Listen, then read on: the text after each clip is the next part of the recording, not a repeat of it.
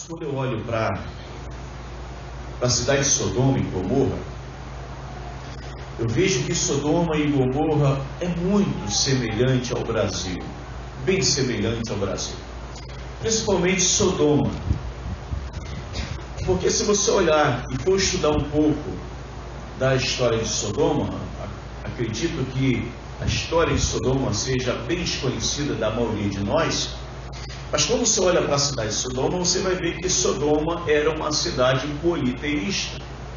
Eles adoravam vários deuses, várias divindades. Além dessas divindades, você vai perceber que Sodoma o Brasil é um pouco parecido com Sodoma, porque de todas essas divindades que eles adoravam, eu posso, pelo menos bem pouco aqui, numerar 3. Você vai ver que nessas divindades que Sodoma adorava, você vai ver Saturno, Moloque, você vai ver também outras divindades. E entre essas divindades que Sodoma adorava, havia uma delas que ela é chamada da deusa Cibele.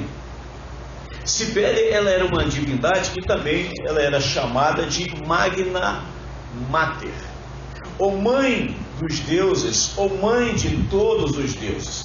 Quando você olha para o Brasil, você vai perceber que o Brasil tem muitas divindades. Se adora muitas divindades, muitos santos, muitas imagens.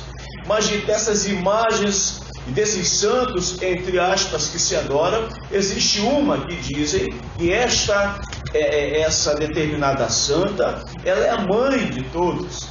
Então, em certo aspecto, você vai perceber que somos parecidos. Além disso, a Magna Mater, ou a Cibele, ela era tida como a deusa da fertilidade, da sensualidade. Cibele também era vista como a deusa da natureza. Então, quando você olha para essa chamada Magna Mater, ou a mãe dos deuses, ou a Cibele tinha essa característica, a característica de ser a mãe de todos os deuses, a mãe da sensualidade, da fertilidade, a natureza. Cibele é quem domina, segundo eram os adoradores, ou melhor, os moradores da cidade de Sodoma, também de Gomorra. Para você perceber que nós parecemos um pouco com Sodoma, é que havia um período lá em Sodoma e também em Gomorra, em que a festa que era feita para Cibele, ou a Magna Mater, todos os homens se vestiam de mulher. No dia da festa havia um período de festa onde os homens se vestiam de mulher e os homens eles se relacionavam entre si, havia relacionamento sexual entre os homens. Então, quando você olha para o Brasil, parece que você está olhando para Sodoma, porque a identificação é muito parecida em muitos e muitos aspectos. Há um outro aspecto que agora eu posso dizer para você que não se parece, é que os sodomitas, quando você ouve a palavra sodomita, vem de moradores ou nascidos em Sodoma.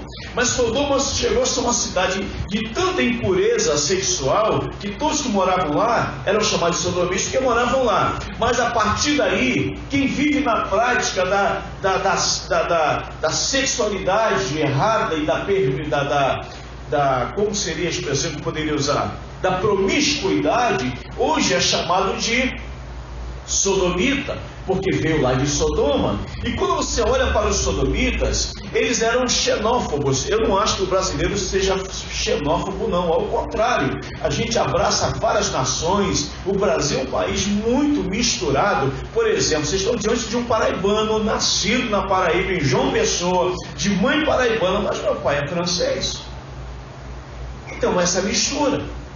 O brasileiro não tem essa característica, mas olha bem, lá os sodomitas, eles eram xenófobos. Qualquer pessoa que vinha de outra nação e por acaso entrasse no país sem a autorização deles, eles gostavam de estuprar qualquer pessoa que fosse. E havia uma prática de tortura, e essa prática era uma das piores, era chamada a tortura da cama.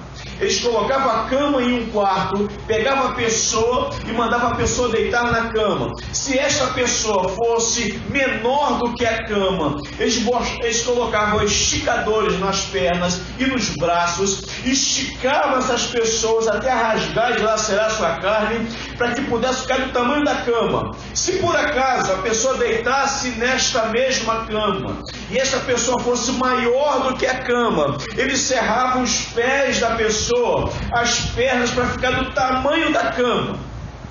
Era uma forma deles matarem, torturarem e mostrarem: olha, nós não gostamos de estrangeiros, nós somos xenófobos, não queremos vocês aqui.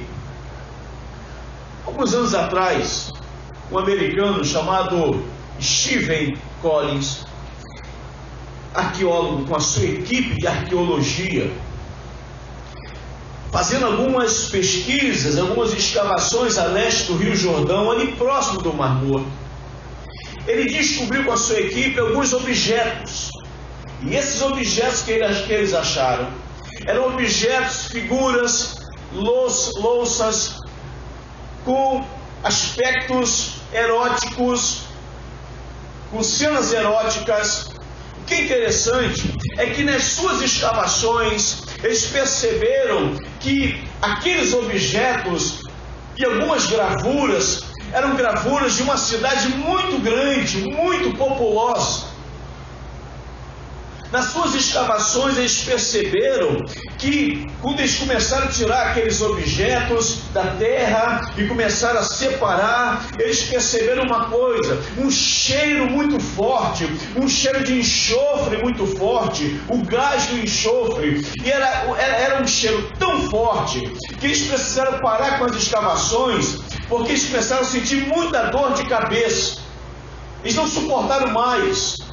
Por isso, a partir daí, alguns, principalmente o Dr. Stephen Collins, que é de uma das universidades americanas, ele começou a achar, irmãos, que estes objetos ou fragmentos, eles eram exatamente da cidade de Sodoma, desses xenófobos, pessoas que não suportavam as outras. Pastor, eles eram xenófobos mesmo? Se você der uma olhadinha aqui, rapidamente, aí em Gênesis capítulo 19, versículos 4 a 7, assim que os anjos do Senhor foram à casa de Ló, a primeira coisa que você vai perceber é que alguns homens da cidade, diz a palavra, alguns homens da cidade foi à casa de Ló e mandou que eles saíssem lá de dentro. Os anjos estavam lá dentro, eles não sabiam que eram anjos, e mandaram que eles saíssem de lá para que pudessem fazer alguma coisa com eles.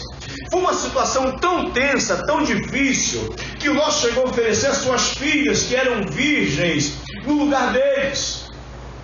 É claro, irmãos, que isso não aconteceu das filhas serem molestadas, porque aqueles anjos vieram e cegaram aqueles homens que vieram fazer mal aos anjos que estavam lá dentro. Então entenda, esta é uma das situações que você está conhecendo agora sobre Sodoma.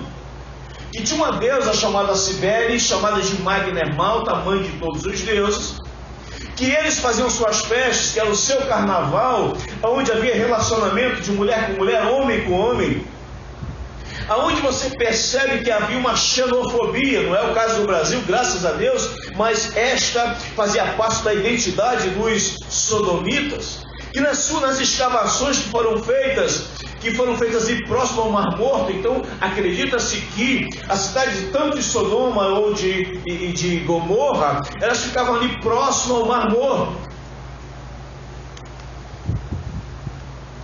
Tudo isso que vocês leram, toda essa realidade que nós acabamos de ler, toda essa maldade de Sodoma, ela chega ao Senhor. Isso causa uma ira, sabe? E a palavra de Deus, ela começa agora a identificar Sodoma de uma forma, ou da seguinte forma, aqui em Gênesis capítulo 13, versículo 17, olha o que a Bíblia começa a descrever, a mostrar como era Sodoma. E diz assim: olha, o povo dessa região, porém, era extremamente perverso. Olha o que a Bíblia fala sobre Sodoma. Esse povo era perverso, extremamente, não era só perverso. são alguns graus a mais, extremamente perversos, e vivia pecando contra o Senhor. Então Sodoma tinha esta característica de um povo mau, de um povo não apenas promíscuo, de um povo não apenas que vivia diante dessas condições pecaminosas contra o Senhor e contra o ser humano, mas ele era desse jeito. E agora você olha no capítulo 19 e o versículo 13, e quando você chega no capítulo 19, versículo 13, essa promiscuidade e esta maldade, ela enfurece Deus. Ela causa ira no coração do Senhor, a tal ponto que o Senhor diz aqui, Gênesis 19, versículo 13, porque nós, olha o que diz a palavra, nós vamos destruir este lugar, porquanto o seu clamor se tenha volumado diante do Senhor, e o Senhor nos enviou para destruí-lo. Esses são os anjos que Deus manda a Sodoma. Eles já vieram, irmãos, sabe, com um decreto da parte de Deus, já vieram com a determinação da parte de Deus. Olha, nós vamos acabar com estas cidades, com essas duas cidades, nós vamos destruir tudo isso aqui. E agora entra em cena Abraão. E quando Abraão ele entra em cena nesse momento aqui, Abraão está conversando com esses dois anjos. Abraão começa agora, queridos, a negociar com Deus. Abraão começa a conversar com Deus. Sabe o que eu acho tão maravilhoso? É quando nós temos vida espiritual, condição espiritual para falar com Deus, eu não posso dizer aqui para negociar, porque aqui parece um negócio, mas negócio se trata de algo financeiro. Eu estou usando aqui no bom sentido. Abraão começa a conversar com Deus, a fazer um apelo. Abraão, na verdade, eu posso usar aqui uma linguagem jurídica, ele entra na condição de advogado de defesa. Mas entenda bem, Abraão não entra aqui como advogado de defesa da cidade, dos sodomitas, não, porque se você pensa assim, estamos errados. Abraão ele começa a dizer: Senhor, por acaso o Senhor vai destruir o justo com o injusto? O Senhor vai fazer isso? Quando Abraão está dizendo isso, ele está colocando: Senhor, se o Senhor destruir o justo com o injusto, o Senhor também é injusto. O Senhor vai destruir os justos dessa cidade? O Senhor vai fazer isso? Porque se tiver, Senhor, 50 justos lá em Sodoma, o Senhor destrói a cidade. Observe qual é a preocupação de Deus em relação a Sodoma. Não são com os injustos, não são com as pessoas que estão pecando, são com os justos. Deus tem preocupação, irmãos, com quem é justo. Deus tem preocupação, mesmo que você esteja no pecado, fazendo um monte de coisas que não deve, mas quando você percebe: Deus, eu preciso mudar de vida, eu preciso sair dessa situação, eu preciso que o Senhor me justifique. É isso que Deus quer. Então a preocupação de Abraão é: o Senhor vai destruir toda essa cidade, Deus, mesmo nessa cidade havendo justos, e se tiver justos nessa cidade, o Senhor destrói 50 justos. E o Senhor disse: não, Abraão, não destruiu. Se tiver por acaso, observe, nas escavações que o Dr. Stephen Collins fez, ele percebe que diante de todos os fragmentos e parte da sua pesquisa, aquela cidade era uma cidade muito populosa, era uma cidade muito grande. Você consegue imaginar uma cidade, sabe, grande, com milhares de pessoas? E mesmo que esta cidade tenha milhares de pessoas, na hora que você negociar com Deus, você só separa 50. Começa negociando com 50. E mesmo assim não tinha 50. E ele disse assim: Senhor, se tiver 45, e Deus falou: se tiver 45, eu não vou destruir a cidade, por amor aos 45, aos justos. E Abraão percebe, irmãos, que não tinha 45. Ele vai diminuindo, vai diminuindo, vai diminuindo. E de repente, dentro desta cidade tão populosa, tão grande, haviam apenas 10 pessoas, que era exatamente a família dele, a família de Abraão, que era Ló. E ele diz assim: se tiver 10, e o Senhor disse: olha, por amor a estes 10 justos, eu não vou destruir. E aqui então começa algo que eu acho muito maravilhoso. Deus não destrói a cidade enquanto os 10 estivessem lá dentro. E você começa a perceber que dentro desta negociação, sabe, em relação aos 10 que ainda restaram, e diante de milhares de pessoas que haviam lá dentro, mas apenas 10 eram justos diante dos olhos de Deus e dos olhos de Abraão. Então, o que Deus vai fazer? Deus manda então que a família desses 10 justos, que era a família de Ló, saísse lá de Sodoma. E diz: vocês vão sair de lá. Ele manda esses anjos tirarem os 10 que estavam lá dentro. E quando esses anjos chegam lá dentro, eles simplesmente, irmãos, foram pegando as famílias, que era Ló, a sua esposa e as suas filhas, eles foram tirando de lá. Mas entendam uma coisa: tiraram da cidade, mas havia da parte de Deus algumas advertências. E essas advertências, elas precisam ser observadas, foram observadas pela família de Ló, e precisa ser observada por mim, por você, pela igreja de Cristo. Se nós não observarmos as advertências que Deus faz para nós, a gente se perde. A gente se destrói. E a primeira advertência de Deus, ela está aqui no versículo, irmãos, no capítulo 19. Eu vou ficar parado apenas no versículo 7. A primeira advertência que você vai ver aqui foi quando os anjos disseram assim: olha, quando estavam em segurança fora da cidade, um dos anjos ordenou. E a primeira ordem ou advertência foi: corram. A ordem foi correr. Ele não falou: vem devagarzinho, vem carregando soro. Você já vê aquela pessoa que está no hospital, está tomando soro e tem que sair de um corredor e de um lugar para outro, ele vai assim carregando soro. Tem gente assim, né, que anda carregando soro, mesmo sem soro na mão, sabe? Deus fala: Senhor, vem carregando soro. Não, ele manda sair.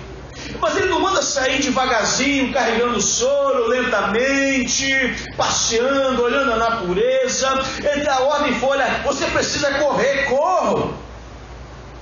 É muito interessante que se observe que o fato da família de Ló, aqui no capítulo 19 e o versículo 17, o texto diz assim: olha, quando estavam em segurança, fora da cidade, eles estavam aparentemente fora dos limites, ou do polígono de perigo. Eles não estavam numa condição aparentemente de risco. Eles estavam fora. Pelo menos que eles entenderam que não havia perigo nenhum. O texto diz aqui, quando eles estavam fora, estavam em segurança. Tem gente que acha, queridos, que depois que aceitou Jesus, depois que veio para a casa do Senhor, não tem mais com que se preocupar.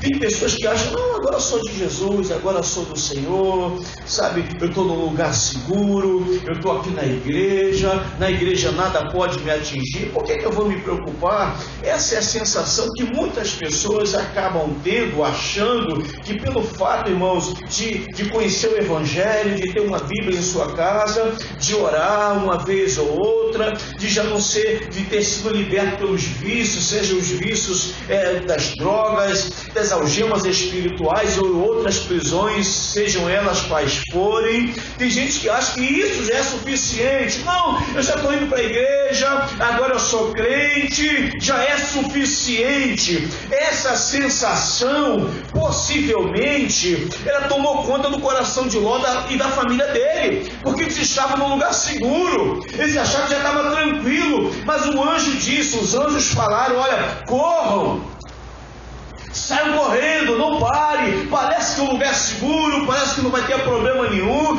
Esta é uma impressão que muitas vezes a gente tem: corram.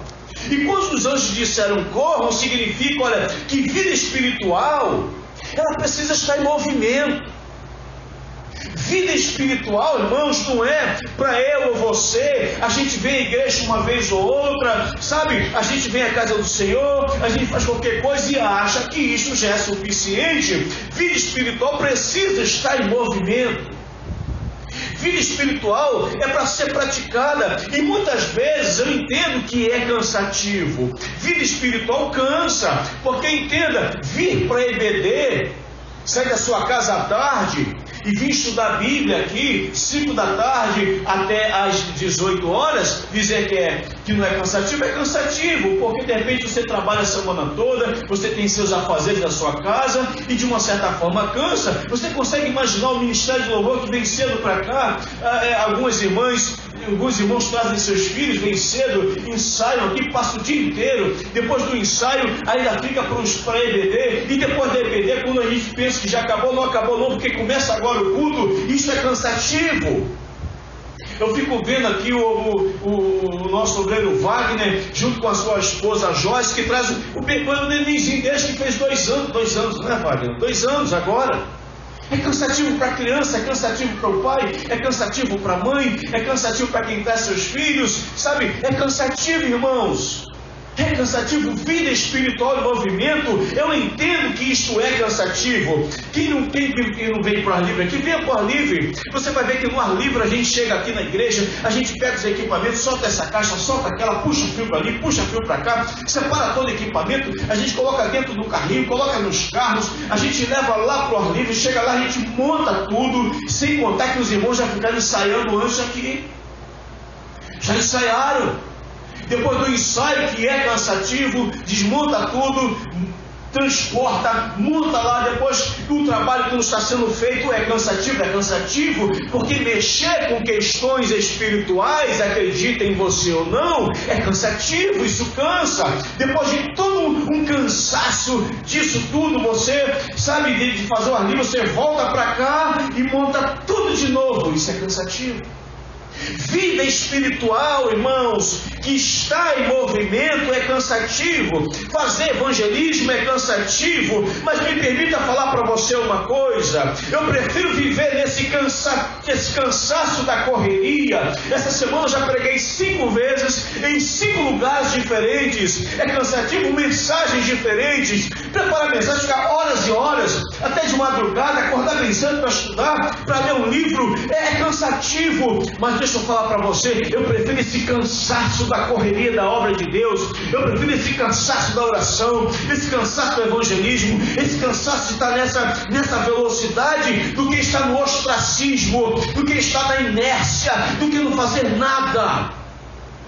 Eu fico mais cansado quando eu não faço nada do que quando eu trabalho na obra, porque os irmãos que estão envolvidos aqui sabem, depois do cansaço da obra, a gente sente um alívio, uma recompensa espiritual, a gente se sente feliz, porque a gente vive uma alma aceitou Jesus, alguém teve um encontro com o Senhor, a gente adorou a Deus, a gente fez aquilo que Deus mandou a gente fazer. Sabe qual é a ordem de Deus, pastor, para mim nesta noite? É que você não pense que o lugar que você está tão seguro que não precisa fazer nada. Corra!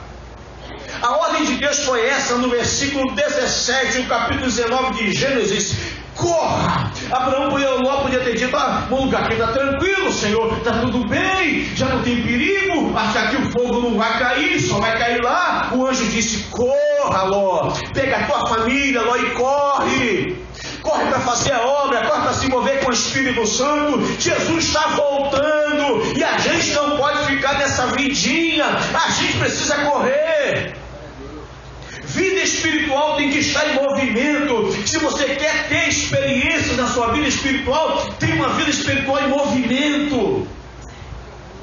Se o corpo, o nosso corpo físico, para ele funcionar bem, quanto mais em movimento você faz, exercício você faz, você fica bem. Eu estou me tratando de coisas físicas. Você consegue imaginar a vida espiritual? Então é preferível o cansaço da correria da obra de Deus do que uma vida espiritual parada, estagnada. Em nome de Jesus, queridos, em nome do Senhor, corra. Se o Espírito Santo está falando no seu coração nesta noite, sabe, para que você se movimente, corra. Não pense que está tudo bem, não. Corra para fazer a obra, corra para se envolver, sabe, corra para fazer alguma coisa. Você tem talentos, tem dons espirituais, creio que Deus te deu. Para quê? Para que você corra. Pastor, a segunda advertência é boa. é importante, ela é necessária, eu digo que sim. Ele diz ainda no versículo 17, não olhe para trás. A primeira é corra, a segunda é não olhe para trás. Infelizmente quantas pessoas estão olhando para trás? E para que olha para trás? Por que muita gente gosta de parar e olhar para trás?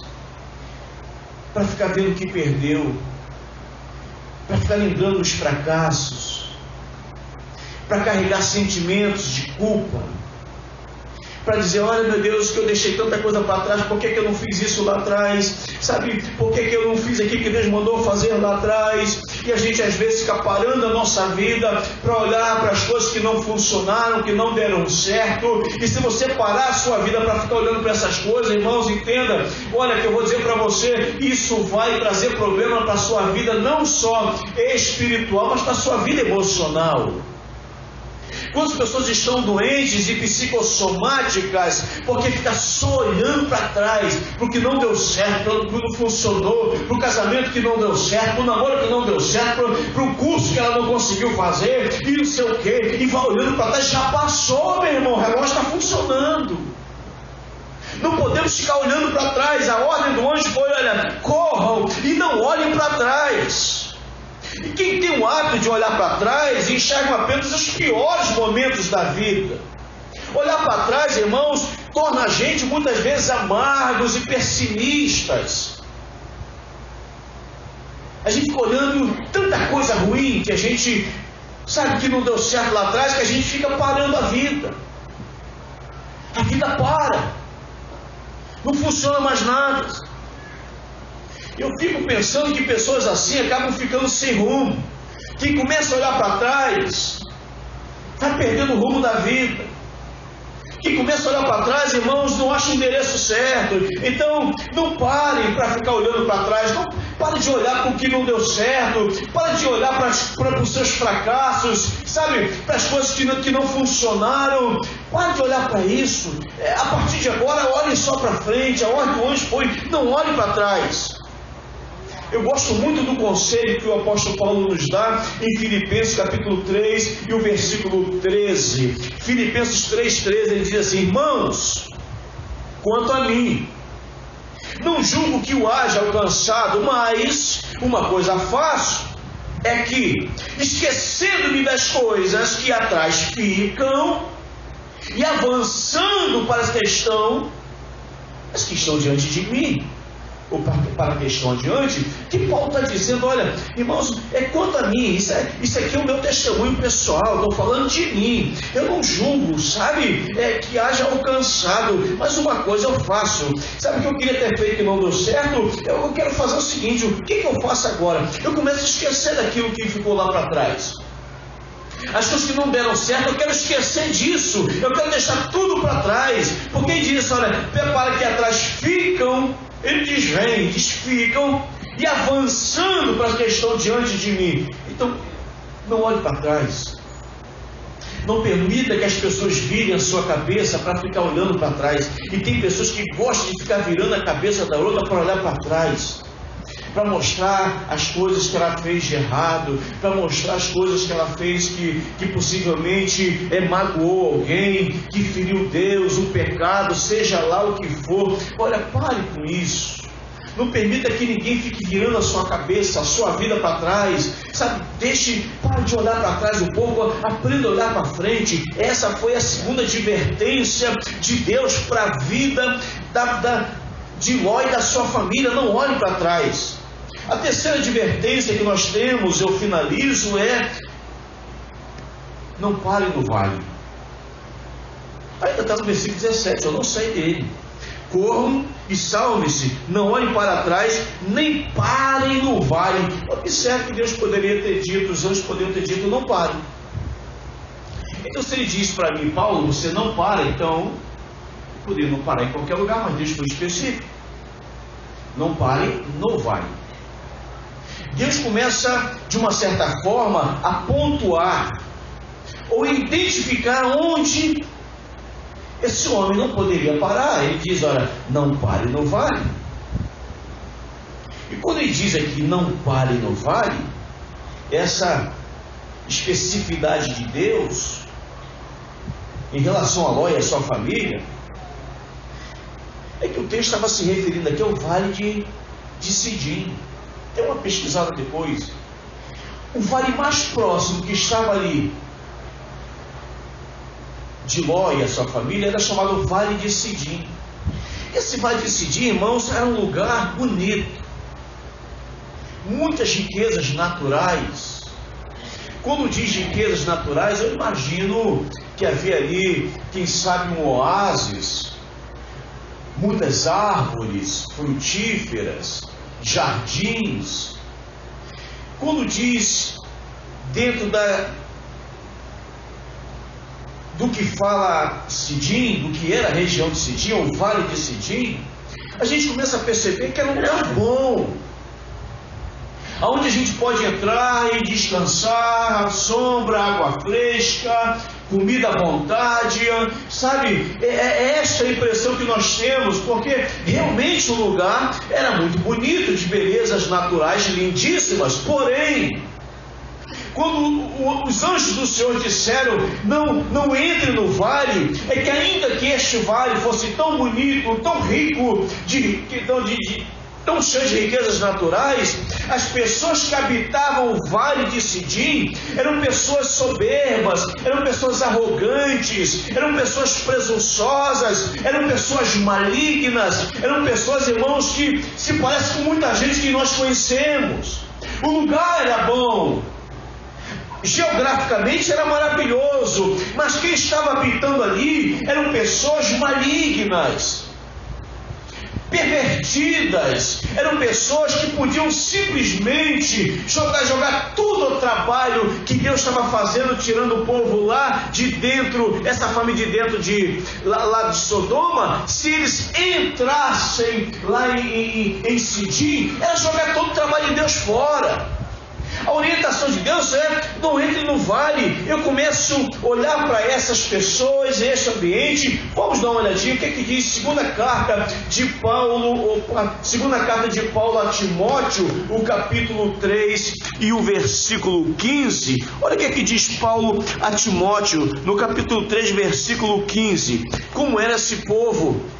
E assim, irmãos, se nós também, depois, se você quiser com calma, olhar se não me engano, em Romanos capítulo 1, você vai ver como os homens eram, como o ser humano é atualmente. 2 Timóteo 3, versículo 15, e diz assim, se referindo exatamente como está o ser humano na época de hoje, e possivelmente esses habitantes aqui do Vale de Sidim, como eles eram. Olha o que é que diz aqui. Eu botei 2 Timóteo 3,15. Cadê, meu Deus? 2 Timóteo 3,15. Deixa eu achar aqui na minha Bíblia.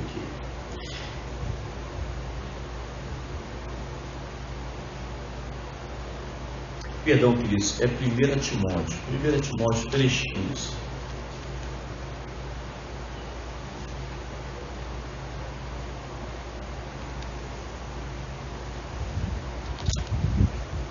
Eu acho que eu me perdi. 2 Timóteo 3,15.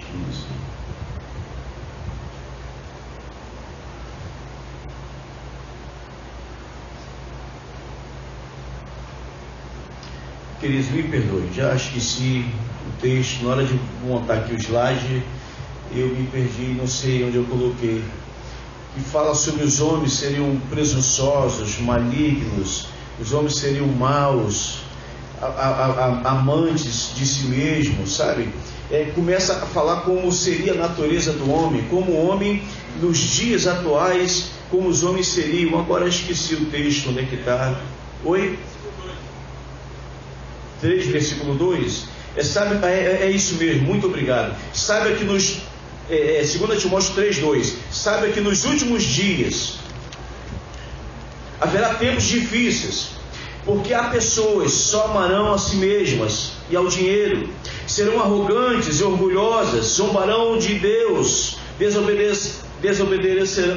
desobedecerão a seus pais e serão ingratos e profanas, não terão afeição não terão afeição, cadê meu Deus? Não terão afeição, nem perdoarão, caluniarão outros e não terão autocontrole, serão cruéis e odiarão o que é bom, trairão os amigos, serão imprudentes e cheias de si mesmas, e amarão os prazeres em vez de amar a Deus, serão religiosos apenas na aparência, mas rejeitarão o poder capaz de lhes dar a verdade e devoção. Fique longe de gente assim. Olha o conselho do apóstolo Paulo em 2 Timóteo, o capítulo 3, os versículos 1 até o versículo 5. Capítulo 3, versículo 1 ao 5. Não, aqui no slide eu botei 15, eu esqueci de botar a vírgula ali, de 1 a 5. É exatamente assim, irmãos, que o ser humano está. O ser humano está avarento, amante de si mesmo, presunçosos, arrogantes, sentindo-se donos da verdade. Você consegue imaginar se depois desse trabalho todo, ou essa trabalheira toda que os anjos foram lá, desse diálogo que teve Abraão com Deus, dessa intercessão, desse pedir, e depois disso tudo, se Ló fosse para a cidade ou vale de Sidim, acabaria tudo. Então eu começo a entender o seguinte, que quando Deus nos livra, quando Deus salva você, conforme nós ouvimos aqui o testemunho da nossa irmã, da Natália, sabe? Quando Deus livra a Natália, salva essa jovem, sabe? Quando Deus começa a trabalhar na vida da Natália, não é para que a Natália se contente ou ache que já está tudo bem, sabe? É claro, irmãos, que o Senhor está com ela, que o Espírito Santo está guardando a vida dela e tem fortalecido a sua vida e a vida dos nossos irmãos também, isso é certo, mas Deus não nos libertou, irmãos, para a gente jogar tudo fora. O que mais tem são pessoas, quando ela disse, pastor, tem sido difícil porque eu tenho passado por várias provações, e as provações muitas vezes nos tentam tirar do lugar seguro e nos levar para um lugar que parece bom. O Vale de Sidim parecia ser um lugar bom, sabe? A gente olha para esse lugar tranquilo, mas não temos noção do que está lá dentro do Vale de Sidim. No Vale de Sidim é apenas aparência, mas o que está lá dentro é maligno. Tem muita gente querendo tirar você do lugar ou da presença do Senhor para levar para esses vales. Não vá, queridos, em nome de Jesus, não vá. Pastor, mas parece tão legal, tão divertido, gente engraçada. Poxa, eu acho que eu vou lá dar um pulinho lá, sabe? Só para ver como é que é. Não vá. Pode ser que você não volte. Por isso o Senhor disse, não entre no vale. Não vá para o vale. Se você perceber que qualquer coisa que afasta você do Senhor é um vale, não vá para lá. O salmista, eu fecho aqui de Salmos número 1, versículo 1, o salmista começa a dizer assim, olha, bem-aventurado o homem que não anda segundo o conselho dos ímpios, e nem se detém no caminho dos pecadores, e nem se assenta à roda dos escarnecedores. Não vá para o vale. Eu quero dizer para você que pelo fato de ser evangélico ou evangélica, crente em Jesus Cristo, que você não pode ter um amigo não evangélico, que você não pode conversar com uma pessoa não evangélica ou que professa a fé em outra religião. Não é isso não, queridos, por favor. Nós não temos a cabeça fechada a esse ponto, nós não somos malucos a esse ponto, não. Eu quero dizer para você, é fazer as mesmas coisas, não faça as mesmas coisas. Quando o salmista diz, bem-aventurado que é feliz o homem que não anda segundo o conselho dos ímpios, ímpio é aquele que vive na prática da impiedade. Se você tiver que tomar conselho, tome conselho na palavra, tome conselho com a liderança, com o seu pastor, com gente cabeça boa, com gente saudável, com vida espiritual. Não, sabe, não abra a sua vida para qualquer pessoa, para quem não pode te ajudar, não faça isso. Não se detém no caminho de pessoas que às vezes parecem ser boas, parecem que ser do Vale de Sidim, bonita, elegante, cheirosa e perfumada, mas na verdade, irmão, está te afastando do Senhor. Vamos colocar em pé, amados, por favor. Eu quero finalizar essa mensagem dizendo para você essas três coisas. Corra. A ordem de Deus para a família de Ló. E a gente viu que da família de Ló teve uma pessoa que desobedeceu essas três coisas. Quem foi? A mulher de Ló. Três coisas que ela não fez que deveria ter feito. É claro que na cultura da família de Ló, normalmente os homens andavam na frente e as mulheres andavam atrás. Isso era cultural. O próprio judeu, na época, andava na frente, a mulher andava atrás. Era um sinal de submissão ao esposo. O grande problema é a distância que você está. O quão distante você está da pessoa que está te conduzindo. O quão distante muitas vezes nós ficamos de Deus. E o texto diz que essa mulher, ela infringe essa lei. Quando o anjo diz, olha, corre, ela correu até certo ponto. Mas ela para. Ela olha para trás. Eu não quero dizer, não quero aqui ficar acrescentando coisas que a Bíblia não diz. Muitas pessoas dizem, ela olhou para trás porque sentiu saudades. Ela olhou para trás, pastor, porque ela tem vontade de retornar. Não sei. Eu não posso atribuir nenhuma dessas questões àquela mulher.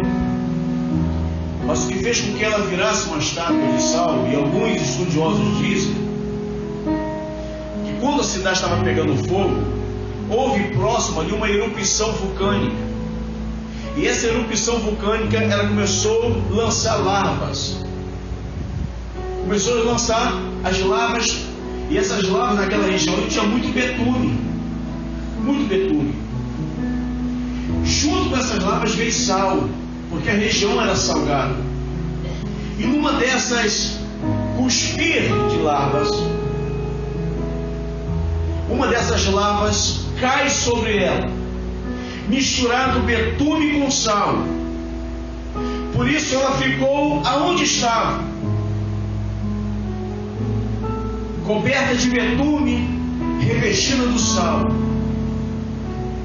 A gente pensa que às vezes foi o fato de ela olhar para trás, Deus chegou e transformou ela numa estátua de sal. Isso é imaginação muito fértil, irmãos. Mas ela ficou numa estátua ali, no formato do sal. Quando Deus fala, corre, porque Deus sabe do perigo que vem pela frente. Ninguém melhor do que Deus, irmãos, para falar. Quando Ele diz para a senhora, sai daí depressa, a gente olha, a gente não vê perigo nenhum. Possivelmente a mulher de Ló não viu perigo, ela não viu nenhuma situação, sabe, que pudesse colocá-la em risco. Mas Deus sabe de todas as coisas. Deus sabe que nós vamos enfrentar pela frente. Quando essa mensagem foi trazida para que você pudesse ouvir, é porque Deus sabe quem você é, o que você está passando e o que você vai passar. Por isso Deus fala, olha, corre, apressa-te.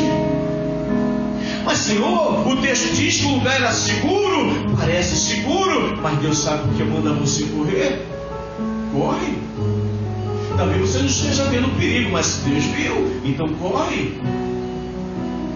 Essa mulher morreu de uma forma trágica, por um detalhe, só porque desobedeceu.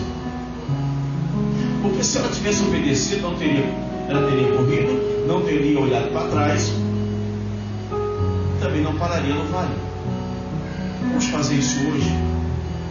Obedeça ao Senhor. Por mais que a ordem pareça ser absurda, parece que o que você esteja ouvindo não faça muito sentido para o momento que você esteja vivendo. Talvez você não esteja vendo nenhuma lava vindo em sua direção. Talvez você não veja nenhum perigo tomando conta do polígono onde você está. Então você diga, pastor, eu acho que está tudo bem, eu estou com as minhas contas em dia, eu estou bem com o meu coração, eu estou bem com a minha vida, eu não vejo nenhum problema, mas Deus está falando hoje para você correr, então corre. Não coloque em risco, não põe em conta tudo que Deus tem feito por você. Feche os olhos, por favor. Amado Jesus, às vezes a sensação que temos talvez seja a mesma sensação que Ló e a sua família sentiu ou teve quando foram pegos pelas mãos dos anjos e levados para fora de Sodoma e colocados em um lugar que dentro do conceito desta família era seguro. Dentro do conceito desta família não havia perigo. Dentro do conceito desta família não tinha Por que se preocupar? Mas quando o Senhor nos dá uma ordem, e quando esta ordem foi dada para aquela família, todos ou quase todos se salvaram. Mas quando um de nós, Deus, resolvemos, por conta própria, numa atitude solo, tomamos a decisão autônoma de dizer: eu sei o que faço, eu já tenho maturidade, experiência na vida para tomar as minhas decisões, sem que Deus possa intervir ou interferir. Quando nós pensamos assim dessa forma, a gente começa a assumir a responsabilidade do que vem pela frente. E nesta noite, Jesus, ainda que tudo pareça estar tranquilo e seguro, ainda que tudo aparentemente esteja em paz, ainda que nenhuma lava venha em nossa direção, mas que a gente obedeça. A tua palavra diz: obedecer é melhor do que sacrificar. Que a gente aprenda isso hoje. Que teu Espírito Santo mais uma vez nos convença dessa palavra, dessa verdade. Esta, Deus, é a minha oração, é o meu clamor, é o pedido da minha alma para a tua igreja, a igreja que é tua. Esse povo que está aqui é teu, ele pertence a ti, Senhor. Que nós possamos ouvir, guardar no coração e praticar. Se você quiser aplaudir o Senhor, fique muito à vontade. Em nome de Jesus.